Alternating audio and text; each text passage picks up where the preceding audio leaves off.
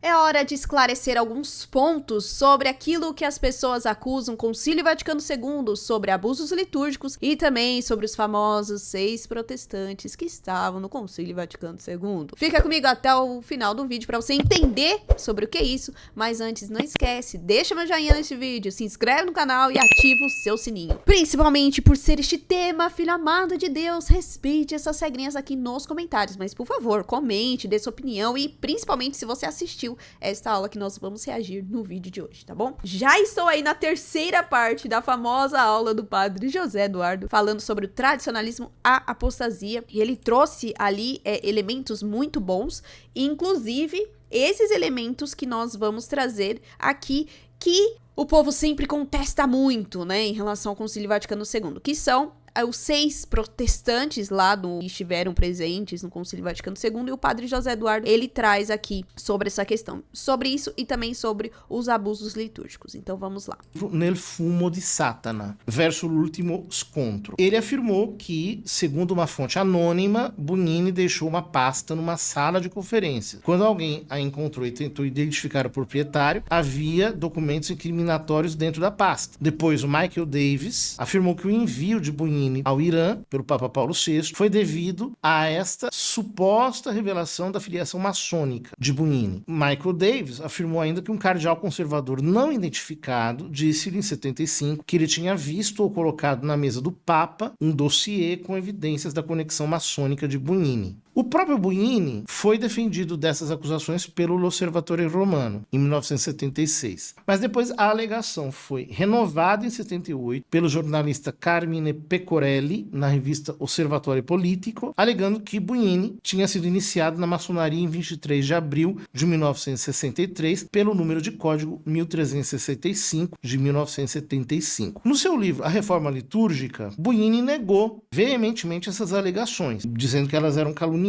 Mas essas acusações foram renovadas em 1992 pela revista católica tradicionalista Chiesa Viva e, em 1999, por um panfleto anônimo. Então, veja, pode ser que ele tenha sido maçom, mas as provas disso são muito frágeis. E onde está a presunção de inocência? Onde é que está o benefício da dúvida? Em todo caso, essa alegação e também a alegação de que, portanto, porque ele era maçom, todos os ritos que ele criou, que ele, enfim, que ele ajudou a confeccionar, eles são doentes, eles não podem ser celebrados, etc. Então, a primeira coisa que a gente pode dizer acerca disso é o seguinte: com esse critério, então não se deve celebrar a Semana Santa de 1955, que é a Semana Santa que está no Missal de 62, que na verdade é o Missal de 64, a gente já vai falar disso, e que é celebrada pela Fraternidade de São Pio X.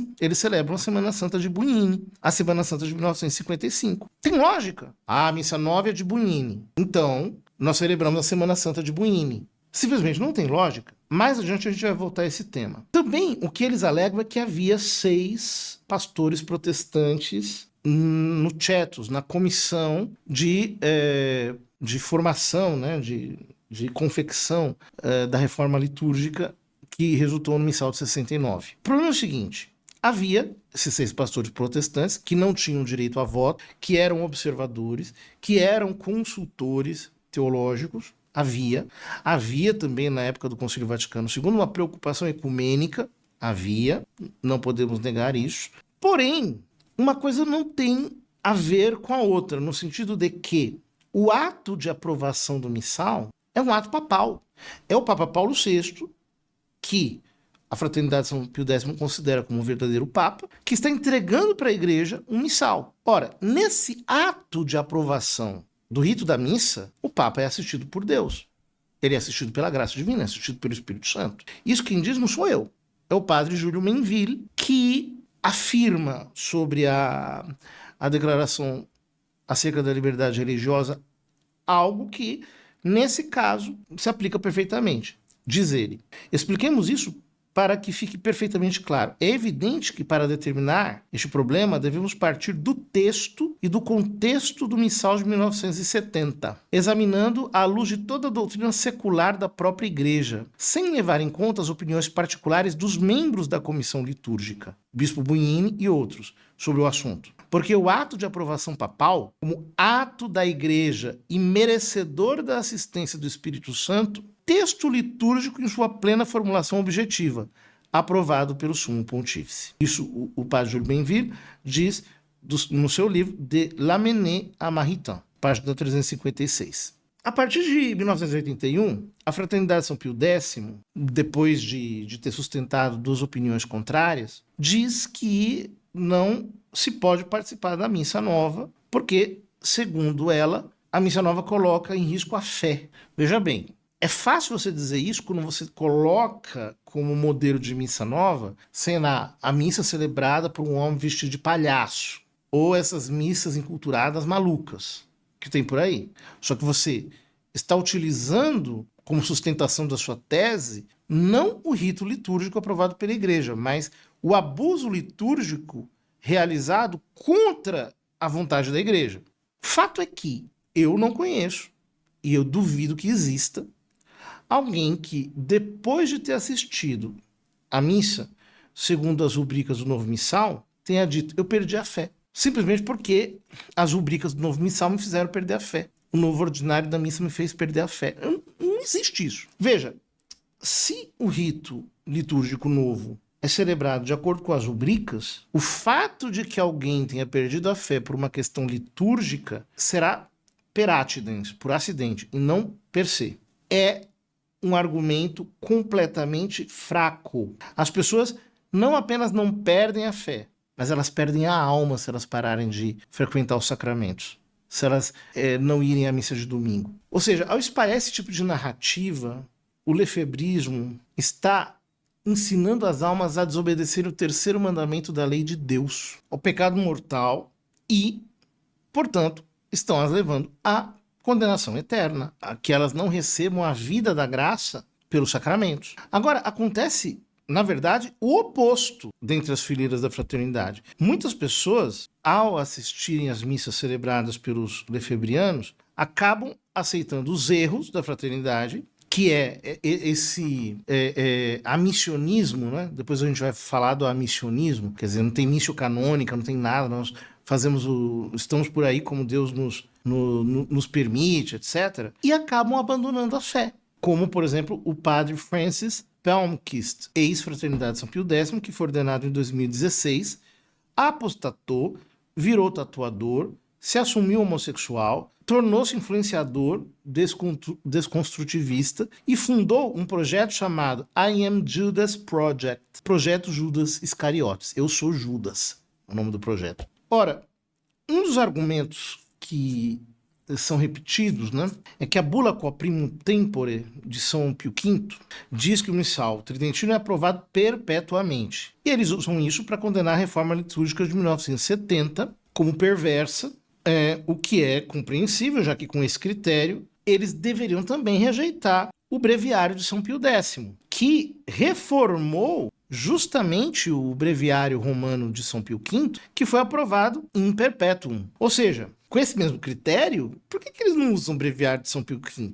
A reforma do breviário de São Pio X foi uma reforma violenta no breviário. Acabou com os 3 noturnos todo dia, acabou com certa divisão no saltério que privilegiava a recitação de memórias e fazia com que os 150 salmos não fossem recitados durante toda a semana. O problema é que São Pio X aprovou o breviário in perpetuum na bula Quod a Nobis. E ele diz, São Pio V, vou ler o que ele diz na bula Quod a Nobis. Este breviário não pode ser modificado no todo ou em parte em nenhum momento. E ninguém pode adicionar ou remover nada de forma alguma.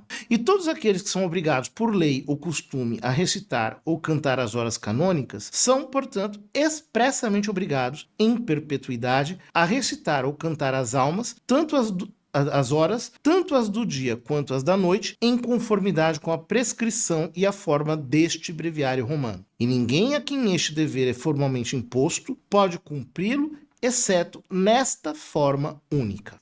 Ora, a Fraternidade São Pio X não só não rege o breviário de São Pio V, que foi estabelecido em perpétuo, mas nem sequer rege o breviário de São Pio X. Ora, nem o breviário de São Pio V, nem o breviário de São Pio X estão mais em vigor. Só que isso que nós dizemos desmonta completamente o argumento de que a bula Quo Primum Tempore estabelece o rito romano de forma fixa, de forma que não possa ser reformado. Ou seja, isso é só um castelo de cartas. Essa alegação ela é ignorante, é desajeitada, ela não fica em pé. Ela simplesmente não fica em pé. Ou seja, a gente cai naquele outro trecho que nós já reagimos aqui, do padre José Eduardo falando o quanto as pessoas usam os documentos da igreja. E a gente bate nessa tecla aqui desde que esse canal aborda sobre Papa Francisco, né, sobre os papas, enfim. Quantas pessoas usam os documentos, né? E aí elas alegam que você não estuda os documentos. Pouquíssimas pessoas falam dessa reforma do breviário. Pouquíssimas. Principalmente nos comentários, ninguém nunca falou dela. Só fala da bula pro tempore. Agora, do breviário de São Pio V, não. E quando você fala, você só ouve um cri-cri, um silêncio. A pessoa desaparece, né? Então, com esse trecho aqui, quero mostrar que nós precisamos estudar a Igreja Católica conforme e à luz da doutrina da Igreja Católica, que é baseada na Palavra de Deus, tradição e magistério. Não segundo a nossa vontade, não segundo a vontade de uma comunidade ou de um movimento, não. A Igreja Católica é algo muito sério. Toda essa aula do Padre José Eduardo, ela demonstra isso. Assim como outros catequistas, outros teólogos que de fato vivem a doutrina católica, demonstra. A Igreja Católica não é essa bagunça que as pessoas estão querendo demonstrar em comentários, em vídeos, quando defendem a tradição da igreja, né? Porque a tradição só vale o documento que eu quero, o outro documento não vale. Então, tomemos muito cuidado com essas alegações, tomemos muito cuidado com aquilo que nós estamos partilhando, porque a Igreja Católica não é a casa da mãe Joana, não é a zona. A Igreja Católica é a Igreja de Cristo, do qual foi instituída sob a fé de Pedro. Então, se as outras religiões nos tratam dessa maneira, nós não nos tratemos assim. Muito menos com essa riqueza e com esse sagrado da Igreja Católica. Me conta se você assistiu toda essa aula. Eu vou assistir de novo, porque eu quero anotar mais pontos. Deixa aqui nos comentários qual foi a parte que mais te tocou, o que mais te incomodou e o que você não sabia. Talvez vai ter muita parte aí que você vai falar, Ju, não sabia dessa parte. E realmente teve muitas informações ali. O Padre José Eduardo trouxe, não como uma novidade, né, mas ou como coisas que muitas pessoas desconheciam ou que a gente raramente lembra, porque tem coisas que acabam passando desapercebido, ou de coisas que realmente você não sabia. Deixa aqui nos comentários, mas respeite essas regras, tá bom? Não esquece também de deixar meu joinha, se inscrever no canal e também ativar o seu sininho. Então é isso, até o próximo vídeo. Tchau!